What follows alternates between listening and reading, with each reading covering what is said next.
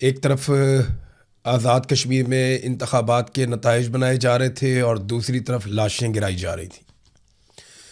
ये हम मकबूजा कश्मीर के बारे में हमेशा ख़बरों में सुनते आए थे कि इलेक्शन हुआ मकबूजा कश्मीर में और लाशें गिरा दी गई। हमने आज आज़ाद कश्मीर में वही सारा कुछ होते हुए देखा।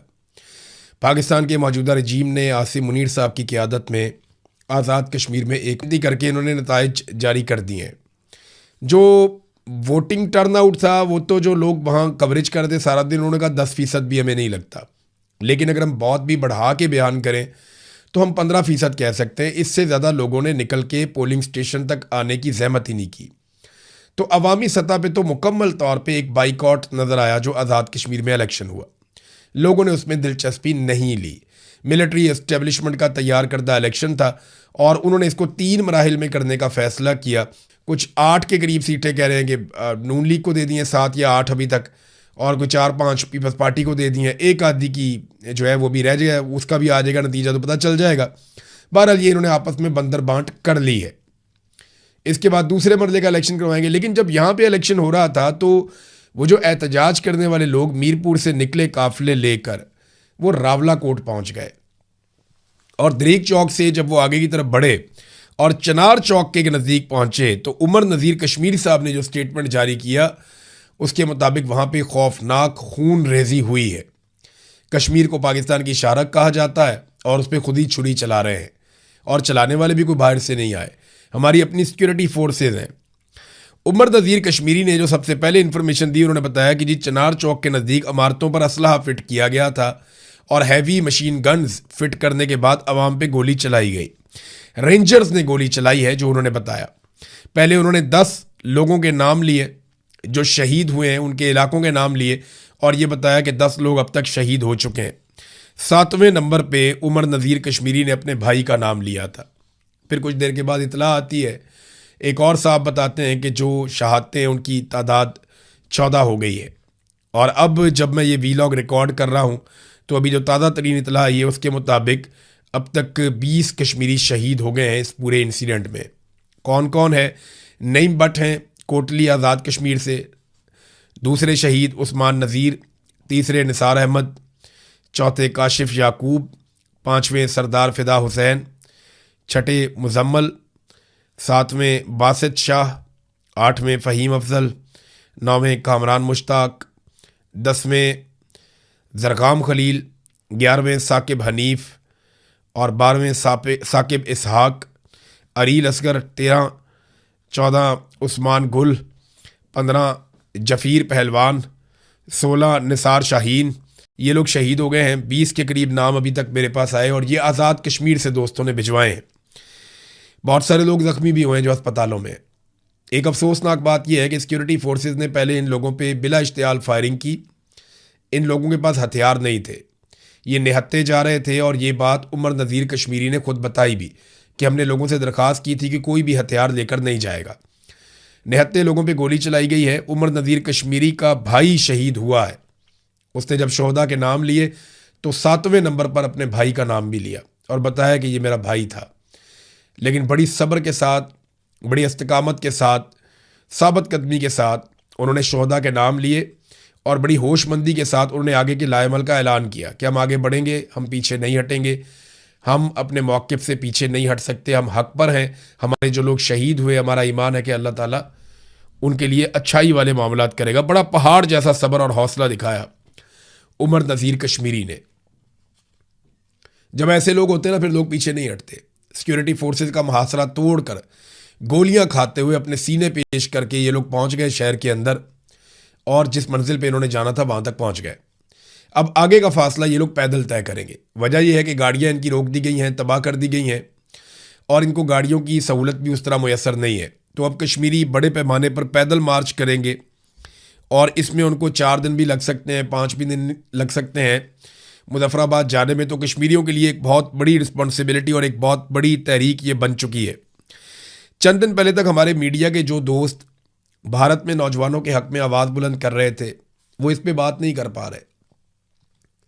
पाकिस्तान के मीडिया पे कश्मीरियों का खून बह रहा है, कोई टिकर भी नहीं चल रहे, कोई ख़बर नहीं चल रही, कोई ब्रेकिंग नहीं आ रही।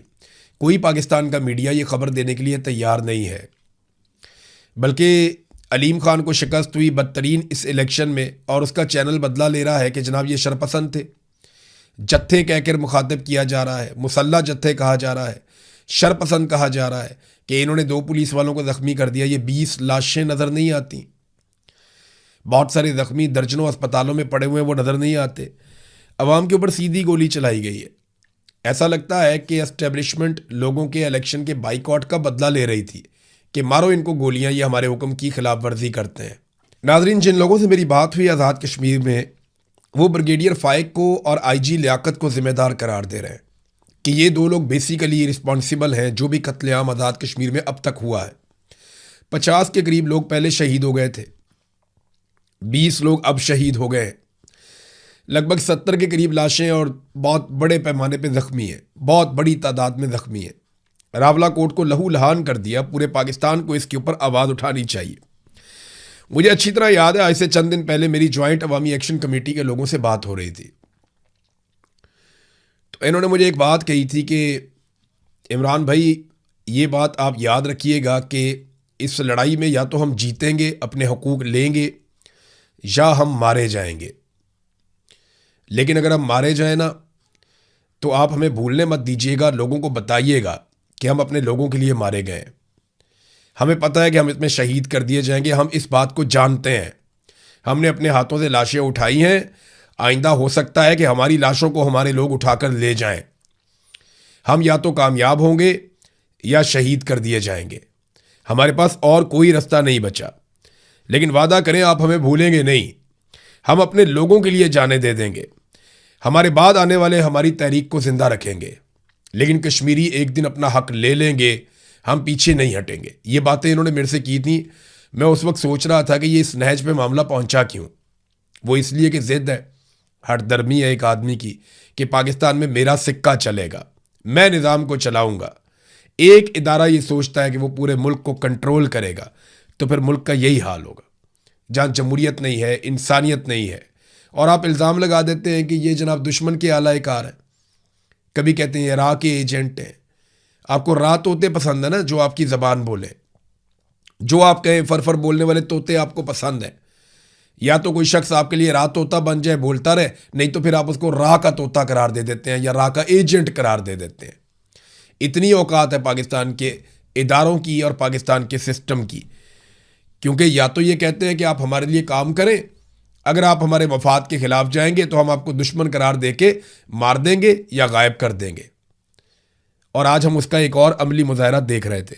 सेनेटर मुश्ताक ने ऐलान किया है कि वो रावला कोर्ट के लिए निकलेंगे सुबह 10 बजे इस्लामाबाद से, तो लोगों को उनके साथ जाना चाहिए। अब होना ये चाहिए कि आवाम को एहतजाजी रैलियां निकालनी चाहिए, आवाज़ बुलंद करनी चाहिए। मौलाना फजलुर रहमान साहब को भी इनके साथ जाना चाहिए, PTI को भी इनके साथ जाना चाहिए, बाकी पॉलिटिकल पार्टीज़ को भी आज़ाद कश्मीर रावला कोर्ट जाना चाहिए। उन लोगों की लाशें वहाँ पड़ी हुई हैं, वो लोग ज़ख्मी पड़े हुए हैं, कोई तो उनको हौसला देने जाओ। ये बंदूक वाले तो पागल हो गए, इनको तो समझ ही नहीं आ रही, ये तो मुल्क का बेड़ा गर्क कर देंगे। 71 में भी मामला इनके हाथ में आया तो मुल्क टूट गया था, आज फिर मामला इनके हाथ में है। सियासतदानों को आगे आना पड़ेगा, मामला अपने हाथ में लेना पड़ेगा, वरना ये लोग एक मरतबा फिर हमारे साथ बहुत बड़ा खिलवाड़ कर जाएंगे। बंदूक वालों का दिमाग काम नहीं कर रहा, तो जो सियासतदान है, सिविलियंस हैं, वो आगे बढ़े और जाकर जख्मों पे मरहम रखें। ये नमकपाशी का वक्त नहीं है। अवाम को एहतजाजी रैलियां करनी चाहिए, ताजरों को खड़ा होना चाहिए, ट्रांसपोर्टर्स को खड़ा होना चाहिए, वकला को इस मामले में एहतजाज करना चाहिए अपनी अपनी अदालतों में, तालिब इल्मों को बाहर निकल के आवाज़ बुलंद करनी चाहिए। ओवरसीज़ पाकिस्तानी, बल्कि मेरा उनसे रब्ता हुआ, वो बहुत बड़े पैमाने पर एहतजाज प्लान कर रहे हैं।